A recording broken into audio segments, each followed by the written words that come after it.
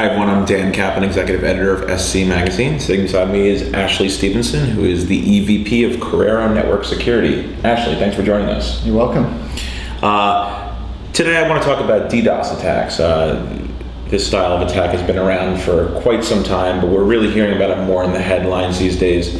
And it appears as if the way in which the folks behind these attacks are going about things is more sophisticated, so it's really affecting a lot of businesses, and a lot of them are not knowing quite how to deal with it. So what are you seeing out there?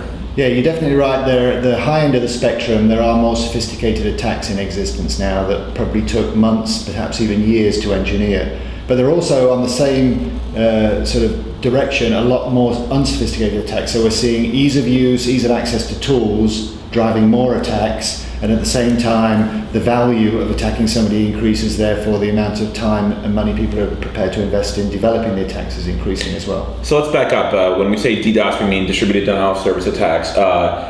Tell me exactly what that means and how the attackers go about launching them. Yeah, so the origin of the term denial of service was an attack that was intended to take you off the internet, so to take your online presence away. These days, of course, that's the main way people do business, so it's attacking their business. The D from distributed came from the fact that people started to use multiple sources to attack you, or multiple attackers. They weren't necessarily all willing attackers, they could be bots placed on third-party hosts, etc.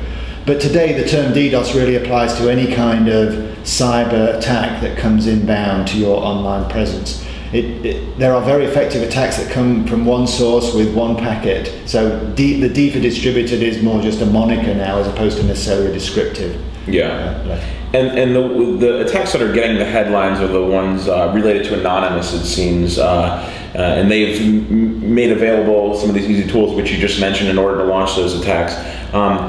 But also, it's not just hacktivist motivated attacks, something that's socially motivated, but it's also going after competitors, right, or seeking out ransom and that sort of thing, saying we'll shut down your site unless you pay us X amount. So it's all different motivations? It is, yes. In fact, you'll see every possible motivation that might exist in the physical, real world is being mirrored now in the virtual world. So also all types of crime or political intrigue or even vandalism just for fun takes place. So yes, it's the whole range of motivations that exist. Now DDoS has been around for so long. Why are companies still unable to grapple with it? Even some of the big names, I mean, ones with operating seemingly very proficient networks, like we saw Visa and MasterCard get taken down for some time not long ago. That's right, yeah. The fact that it's been around for a long time doesn't mean that it's old or out of date. In fact, it's evolved, just like many things have done on the net, to take advantage of the latest technology or the availability of tools. Ironically, many of the tools used to attack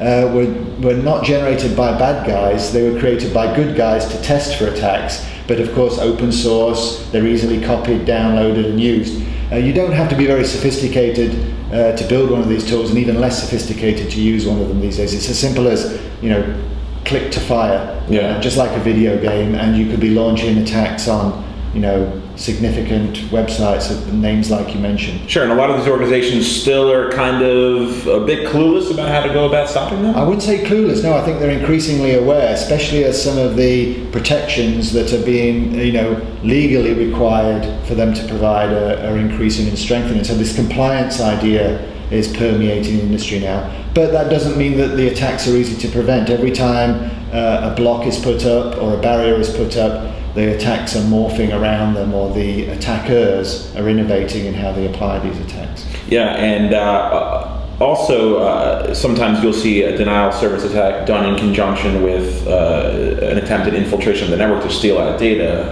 a distraction. Sometimes called a smoke screen, that's right. That it's not unheard of to launch a large-scale or distracting attack that might send an IT department into a short panic or take a service temporarily offline, but during that panic or distraction phase to sneak in with a very low level, almost undetectable under the radar attack that might actually plant the seed that will then later exfiltrate important data to the attackers. Yeah. So what to do? What are some best practices, and where does the burden fall on, say, your ISP, your provider? Can they help at all? Yeah, they could definitely help, and they're being asked to help more and more often.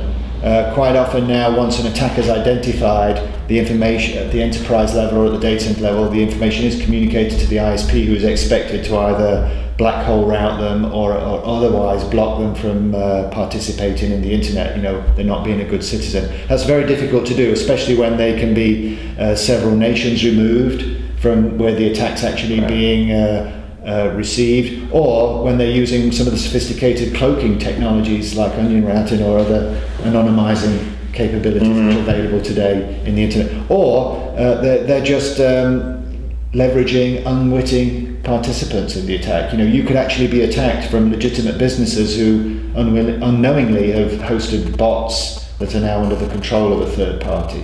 So it's not an easy thing to do. It's a bit like, you know, dreaming about the extermination of mosquitoes. You know, just because you know how to kill one mosquito doesn't mean you can rid the world of mosquitoes easily. And just because we understand one DDoS attack doesn't mean that we can prevent them from spreading or from attacking lots of other victims in the future. Yeah, and so because you can't always rely on your ISP to do the job, some of the burden is going to fall on your hands, and some of these companies may be mid-sized companies who, you know, are a bit new or a bit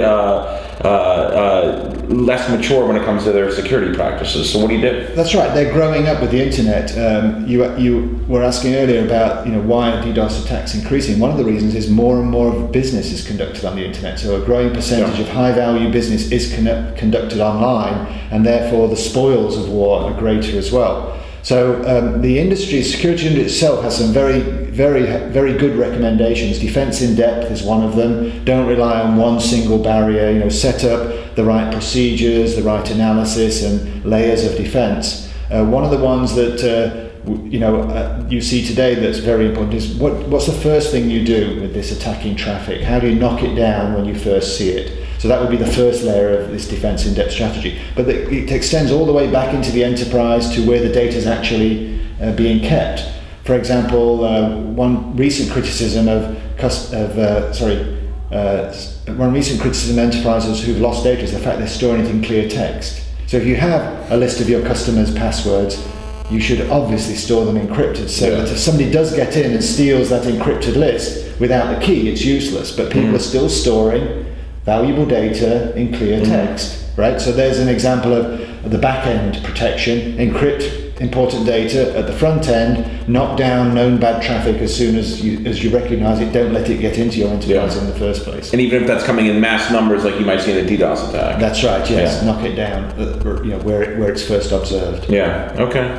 Well, good advice, Ashley Stephenson, EVP of Corero. I appreciate you joining us today. Great. Good to speak with you.